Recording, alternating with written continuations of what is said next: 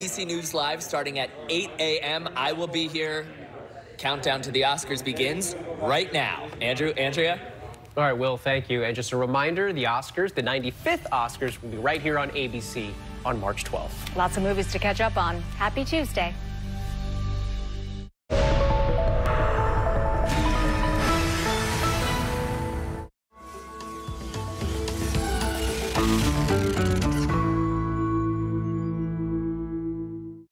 It's Tuesday, January 24th. It was the best night of the week until a man walked in with a gun. We start here. Survivors of a Lunar New Year's shooting describe racing off a dance floor to save each other's lives. When I hear the boom, boom, boom. Powerful and disturbing new interviews here will take you to the scene. If there's such a thing as COVID season, they're hoping it only comes once a year. What's the best approach that's going to maximize benefit for the most amount of people? The FDA's new strategy for vaccinations. And while the U.S. was sanctioning Russians, was a former FBI agent helping them. He's accused of conspiring not only to violate U.S. sanctions, but also money laundering. The shocking charges against a high-ranking official. From ABC News, this is Start Here. I'm Brad Milkey. The Star Ballroom Dance Studio has been a local institution in Monterey Park, California for 30 years. It's home to legit ballroom dancing competitions. It hosts classes throughout the week: foxtrot, rumba, waltz. Like a lot of ballroom dance spots, its students are often middle-aged couples and older folks looking to have a good time. Uniquely, this place serves a largely Chinese-American clientele. And when you watch videos of past events here, like this line dancing class, it's like the definition of good, clean fun. Well, when police arrived at that ballroom on Saturday night after reports of a shooting, they described discovering a bloodbath.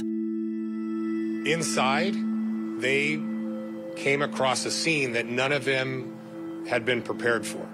Initially, they found 10 people shot to death. Well, yesterday, authorities announced that intensive care was not enough for one of the other victims. The death toll now stands at 11, along with many, many others now saying they were almost among them. Let's start the day with ABC's Juju Chang. She's the co-anchor of Nightline. She spent much of the last couple of years studying the outbreak of violence against Asian communities. And so, when this news broke, she dropped everything and flew to Los Angeles. She's there right now. Juju, I mean, we've talked about the shooter at this point a lot. What do we know about the victims here, the people who were on hand during this tragedy?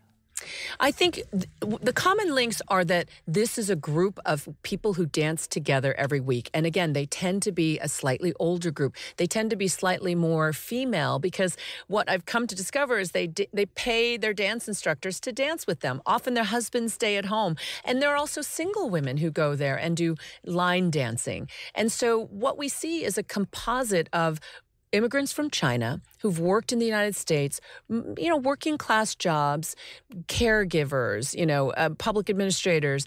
And this is what bonded them, this love of music, this love of dressing up with fancy dresses and putting on elegant clothes in order to do the foxtrot and the waltz and the jive. And this was their safe haven. She feels very happy when she dances. The victims were in their 50s and 60s and some in their 70s, but we ended up talking to the niece of one of the victims, Mei Nan. She has, a lot of really elegant outfits, gowns that she would flaunt every Saturday and dance with them. Her niece is Fonda Kwan.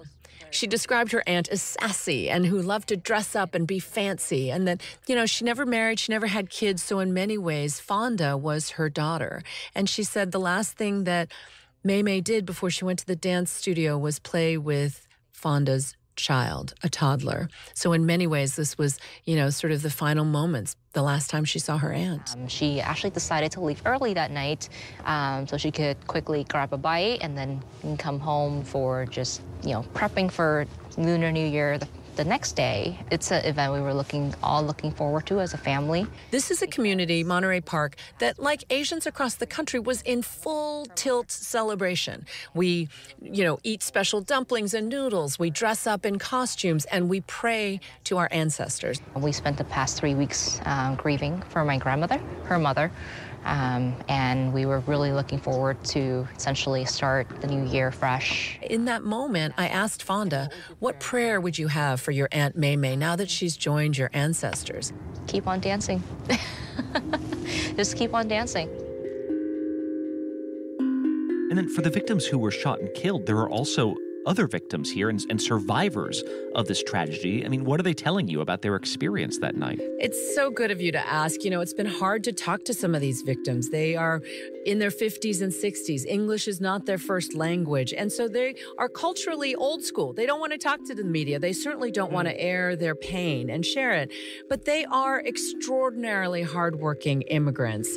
The reason I love about the dancing, because it looks like exercise. Instead, I don't need to go to the gym. Yeah, so it's exercise. It's good exercise. Yeah, it's a good exercise. I spoke with Shally, who told me about her struggles here. She came from Cambodia in the mid-'80s, although ethnically she's Chinese. She worked as a caregiver to the elderly. She worked as a card dealer in a casino. And most recently, she's been working in a donut store. I'm sure you work long hours. Long hours. And you work many days a week. We work 7 days a week. 12 hours a day. She told me she gets there at 3 in the morning and leaves at 3 in the afternoon. 7 days a week. She struggles. I'm asking my husband permission. If I cannot have 3 hours or 4 hours for dancing, I will quit this job too. But he okay. He said, okay, you can go. Talking to Shally gave me goosebumps, Brad. I mean, she described seeing the shooter come in with a long gun. I thought it's when I hear the boom, boom, boom, it's the Chinese like you put the fireworks. Fireworks. Initially, she didn't realize that the partner she was dancing with whom she danced for 15 years, had been shot in the back. In a hurry, I pull his hand, go inside, go hide on the table together, please. Yeah. And he and me under the table, we like right together, you understand? He was in your arms. Yeah, together like this. Yeah. And when she came up, she saw blood on her hands and she didn't know what was happening. And she said she saw the shooter reload his gun and do a second volley of gunfire. And she just describes the panic in the room as people are screaming and running out the door, and the sorrow and disbelief as she realizes that her partner is gone. I wake up my partner. Wake up, wake up. Andy, wake up. He don't respond at all.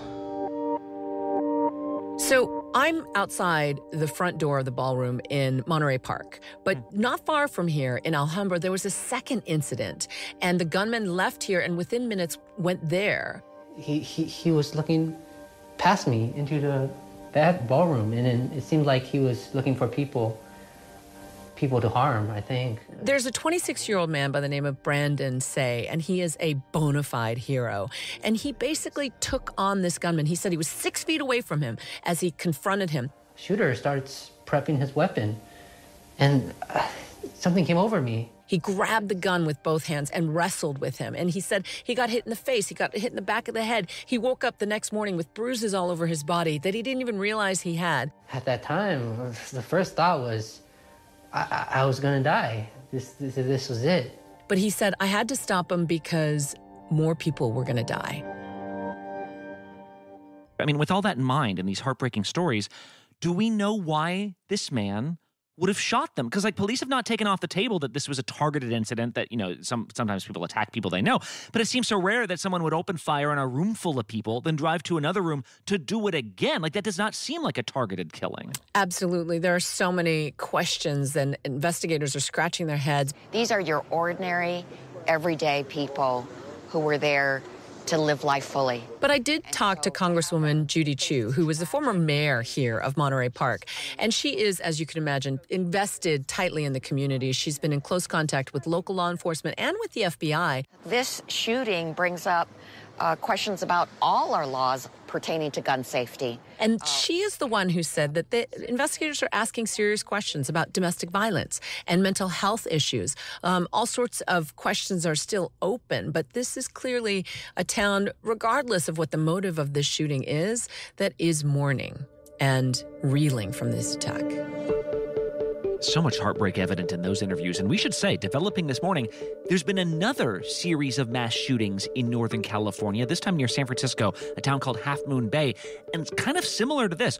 2 different locations with one suspect between them. This time, the suspect was actually able to be apprehended by police. He's in custody. We know that they took place on 2 different farms there. A lot still to learn, but regardless, this would be the second widespread mass shooting in California in just 3 days. We'll be monitoring that throughout the day. Juju Cheng in LA. Thanks a lot. You're more than welcome. Next up on Start here, 2 weeks between doses, 3 weeks between doses. You might be able to throw all that out the window. The new COVID vaccination plan after the break. With so much at stake, so much on the line, more Americans turn here than any place else. ABC News World News Tonight with David Muir, America's #1 most watched newscast, now streaming on ABC News Live.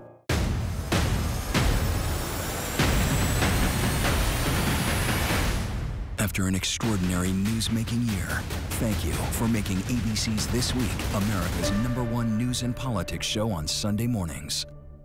Zoo! 200! Oh, 200. 200 episodes of Dr. Pol. Oh. Music to my ears. It's been 10 years, and I'm still having fun. That rocks. He's got the moves that make your animals groove. Now we do the dance of joy. Yay! He's like the Justin Bieber of the Headlining the hottest barns. Cut out. It's a show you won't want to miss. I'm not going to be here forever. Maybe.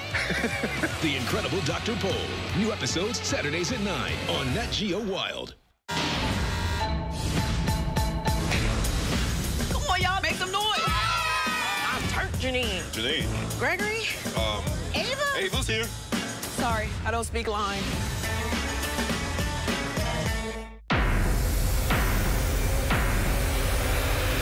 Who will be nominated? Now this morning on ABC News Live. See the Oscar nominations revealed live. Streaming this morning starting at 8 a.m. Eastern on ABC News Live.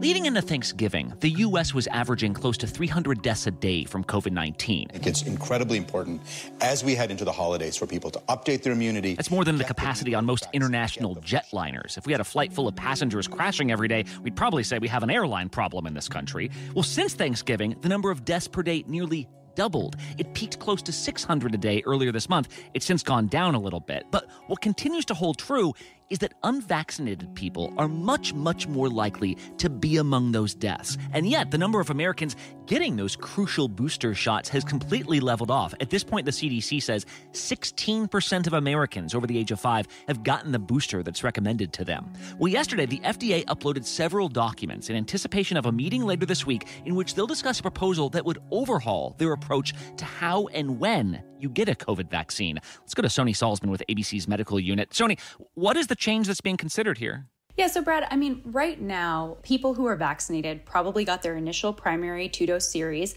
and then have received maybe 1 or 2 booster shots, right? So what is being proposed here is that we kind of move away from that model and instead, moving forward, we actually map the COVID-19 vaccination recommendations kind of similar to what we see with annual flu shots. So in theory, what that would look like is that you kind of pick the strain that you think is going to be the one that's going to dominate in the spring, let's say in May, and then you make that prediction. It gives pharmaceutical companies a few months to ramp up in anticipation of a September-October rollout to maximize people's protection during winter cold and flu season. Like thinking that November and December are from now on kind of going to be the scariest months. Yeah, that's right. And, you know, there's still a lot of questions. We can get into those. And I just want to say this is still a kind of active discussion, sometimes debate in the scientific community. The FDA is asking its advisors to come together on Thursday and actually discuss these really thorny questions of how do we proceed as a society from here? How do we move forward? What's the best approach that's going to maximize benefit for the most amount of people? Because up to this point, like the thinking had been, you need to get this series of shots to get your immune system going to fight off COVID. We were told it's so important to get this series in the right order with the right recipe. You had the special CDC card to show it's been the right amount of time. Does all that go out the window? Because you'd think that, this one shot would be less effective, but maybe does it end up being more effective, frankly, just because no one's even getting the shots they're supposed to get? Just make it simpler on them. Yeah, I think convenience is key here. Simplifying it would really be a boon to public health, right? Because you want people to feel encouraged. You don't want that vaccine fatigue. But the other piece here is that there are many studies, and we just know from our own lives, that most people have been vaccinated, or if they decline the vaccine, have had COVID. And so most people walking around today have some level of underlying community, which kind of changes the conversation from what we were talking about in the early days, to suggest that kind of a top-up would suffice and really like either you got the first 2 doses and you need a booster, or you got COVID at some point in your life and now you need a booster, because that's essentially like your first dose. Yeah, and again, this is one of those unanswered questions, right? So it's unclear if the advisors would recommend and the FDA would implement a policy where you've never been vaccinated and moving forward, you get 1 shot. Would they still want you to get that initial 2 shots like most of us had who have been vaccinated, right? So, there are a lot of unanswered scientific questions. One of them that's top of mind is, how do you even pick a strain for COVID-19? I mean, the virus really evolves quickly. We have, for example, decades of experience with influenza, with the flu, and sometimes we don't pick the strain quite right, each year. So that's one big scientific question. Another big scientific question has to do with the elderly, people with immune compromise, maybe some children who are still unvaccinated. What do you do? What is the appropriate pacing of and frequency of booster shots for those people who have special considerations? And last question, Sony, what happens to my little CDC card? Like, do I need that anymore, or does that go in the trash now? I would not throw it away, Brad. I would not throw it away. But I think that... Because I don't need one for the flu shot, I'm saying. Yeah, you don't need one for the flu shot. And I think that as we move towards this, world where hopefully the COVID pandemic is not so devastating, we don't have so many of those hundreds of deaths, as you alluded to, we might be able to get to a place where proving that you had your shot this year is necessary in a lot of settings, although maybe not. So I think a little too soon to throw away that card, but the future hopefully will be a little more simplified. All right, Sony Salzman, thank you so much. Yeah, thank you, Brad. So something about me, I really like the TV show The Wire, like the old HBO drama. I'm rewatching it right now. And a recurring theme from scriptwriters is how reluctant authorities often are to investigate their own. Like, if you want to open up that can of worms, it's because you think there could be something really bad there. Well, yesterday, in a development that would have been too over the top in most crime shows, a very real former FBI official was arrested for allegedly helping a notorious Russian oligarch. And this was not some grunt employee, but one of the highest-ranked federal law enforcement officials to ever be charged with a crime. ABC senior investigative reporter Aaron Katursky was on hand as this American was charged in court yesterday. Aaron, who is this guy? Brad, this is Charles McGonigal. He used to work at the FBI as the head of counterintelligence for the FBI's New York field office. This is somebody who opened intelligence cases on Russian oligarchs. So federal prosecutors said he should have known better than to take a sanctioned oligarch's money. But that's exactly what federal prosecutors said McGonigal did. After he retired from the Bureau, he was on the take from Oleg Deripaska.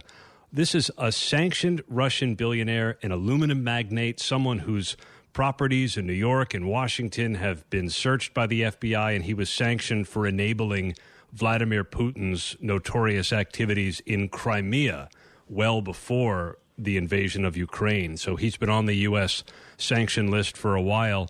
And according to this indictment, Deripaska wanted off the sanctions list, and he enlisted, allegedly, McGonigal's help to try and do it. And why would, if this is true, why would McGonigal be trying to keep a guy off the sanctions? Was it just all about money getting paid off? Seems like it was about money, and he seems to have taken it in a bunch of different ways. He's accused of conspiring not only to violate U.S. sanctions, but also money laundering. Some of this money, according to court records, was through surreptitious companies. It wasn't a direct cash payment or anything. He served in the United States for decades. His attorney told us that, he's got a long-serving career in the United States, and he has pleaded not guilty. He's intending to fight these charges at the outset. But just to think of the magnitude of the case, Brad, one of the most senior counterintelligence officials in the FBI accused of being on the take from a Russian billionaire. It's not a great look for the Bureau. Yeah. Like, can you just describe the reverberations kind of up and down the food chain at the FBI? I get that this was a former official, but still. Well, a former official in this case. He's also charged in a separate case that was also unsealed on Monday in Washington, D.C., with taking a foreign agent's money, $225,000 of it, while he was working at the FBI. This isn't a Russian. This is an Albanian. And in exchange, according to the charges in that case, he opened an investigation, a criminal investigation of a U.S. citizen. So this seems to be about money. And I was talking with one retired FBI agent who was joking, this is why he retired, so he could make money. You're not supposed to do it while you're still working at the Bureau. We don't think that there's any wider threat. It's not pointed to in the court documents, and prosecutors haven't spoken about it. And this seems, on its face anyway, to be an isolated case. And thank goodness, because we entrust FBI agents with national security secrets, with trying to get people like this off the streets and from interfering in U.S. intelligence work. So hopefully, Brad, it doesn't signal a wider trend, but it does give you an indication of how serious the FBI is taking this case, that they are willing to effectively bring down one of their own. Yeah, exactly. And cause sort of this PR nightmare of saying, yeah, we hope it's just this one guy. All right. Aaron Katursky, thank you so much. Thank you, Brad. Okay, one more quick break. When we come back, the controversy that will melt in your mouth, not in your hands. One Last Thing is next. America's #1 news, ABC News. Most watched, most trusted, and streaming live to you anytime, anywhere, and free. This is ABC News Live, America's #1 streaming news, free to you 24/7. Watch America's #1 news whenever you want it, wherever you are, anytime. ABC News Live, streaming live and free on all platforms. Bring them on. If only there was a place in the morning to start my day. With a smile, somewhere to help me get in the know. A place as spectacular as, well, me. I think we might know a place, right, guys? Bring your friends. Oh, wait, there is. Good morning, America. GMA, 7A, every day. Boom, boom, boom. Good morning, Michael. Good morning, Robin. Good morning, America. How are you? Boom. Now that's how you start your day, people. All right, here we go. You ready? Let's do it. Yes, it's the show America wants and America needs right now. This is What Would You Do? Let's go. How are you? Yeah. So what will you be watching Saturdays on ABC News Live? What would you do? Hey, I guess I just found out. The What Would You Do Marathon, 12 to 6 Eastern, every Saturday on ABC News Live. My favorite show. More Americans choose ABC News, America's #1 news source. Reporting from Atlanta, I'm Elwyn Lopez. Wherever the story is, we'll take you there. You're streaming ABC News Live.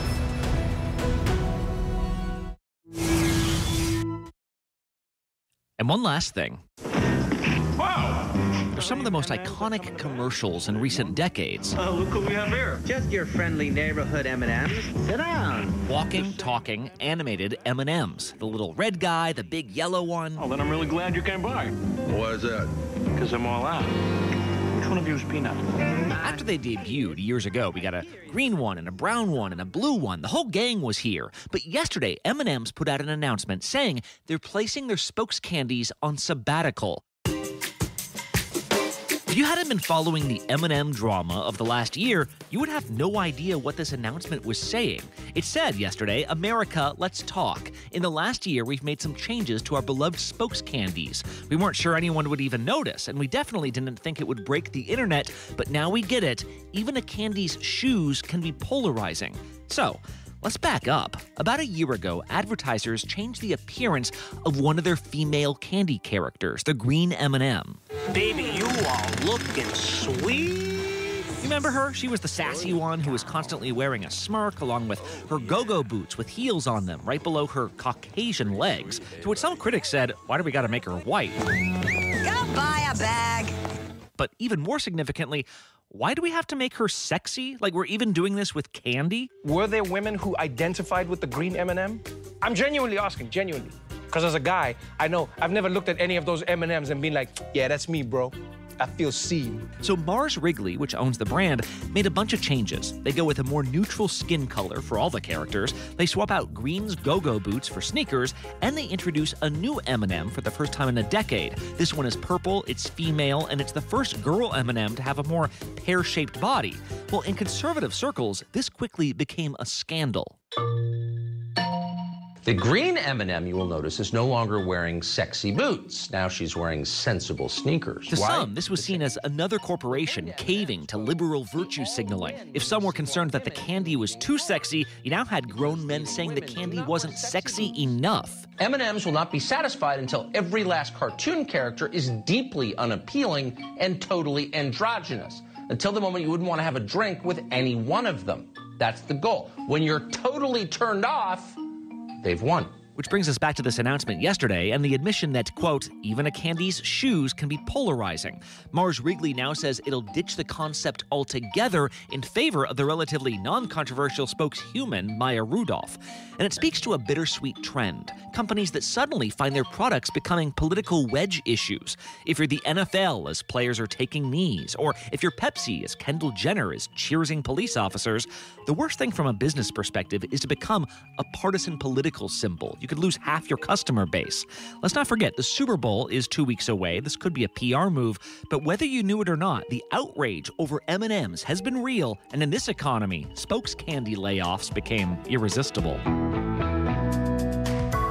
I can easily see why you'd think either side is going too far here. Because on one hand, if you think it's not okay to desexualize candy, like what's wrong with you? On the other hand, for people who don't like high-heeled candy, please remember, there were not frumpy candies out of work over this. There was no casting call. They are fake candies. I think the test should be, if you found out your kid was dating an M&M and you were upset over which one they were dating, that means you're officially too invested in all this. If you're enjoying this show, don't forget to hit that follow button for a